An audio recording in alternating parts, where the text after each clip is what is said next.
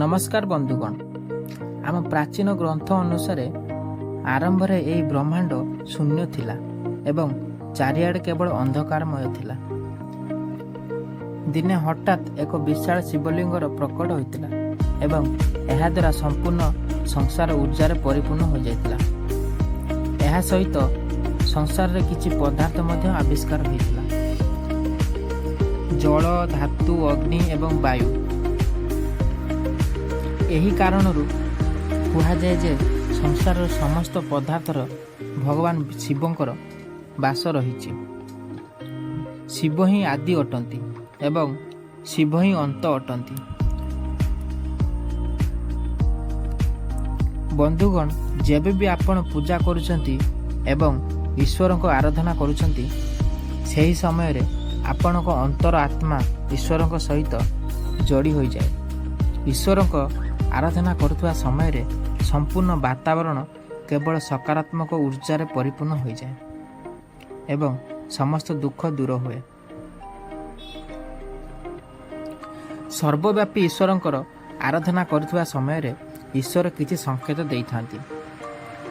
तेबे आज आमे आपनकु सेही संकेत गुड़िक संबंध में कहिबाकु जाउछु। तेबे आसंतु सेही संबंधी किछि जानिबा। बंधुगण, प्रथमतः जदि आपण पूजा करुवा समय रे ईश्वर भक्ति रे लीन हो जाती एवं आपण को आखिरी लुह बाहरी आसे, तेबे यार अर्थ आपण को अंतरात्मार मिलन ईश्वर साथी हो सारी। यही समय रे आपण को ईश्वर को निजर मनोकामना निश्चिंत भावे कहतु,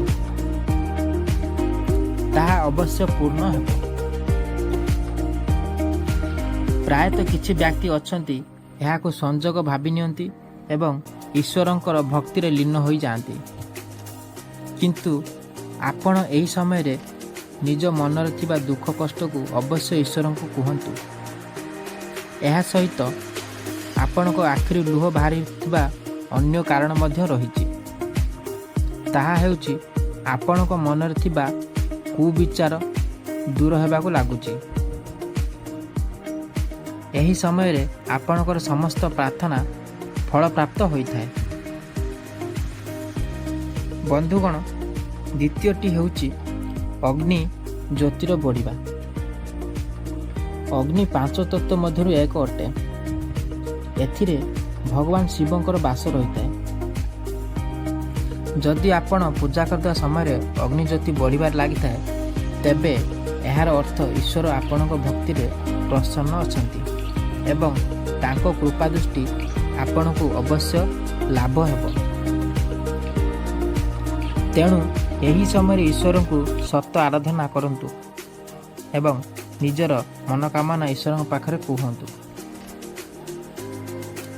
बंधुगण, तृतीयतः पूजा करुवा समय रे धूपकाठी बाहर धुआं जदि इष्टदेव आड़ को गति करुछि, तेबे एहार अर्थ ईश्वर आपणक उपरे प्रसन्न अछंती एवं से आपणक पूजा को स्वीकार करुछंती।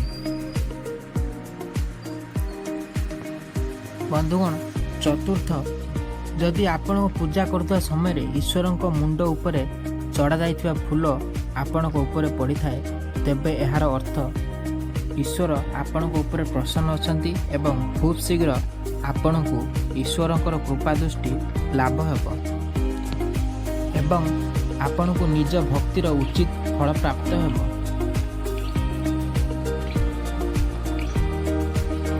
बंधुगण, आमे आपण पई एही भली स्वास्थ्य टिप्स एवं शिक्षणीय वीडियो सबुबेले नै आसु। भल लागिले आम वीडियो को लाइक एवं चैनल को सब्सक्राइब करने पई आदौ भूलंतु नहीं। शेयर करी निज फ्रेंड और फैमिली मेंबर को निकट रे निश्चिंत पहुंच जातु।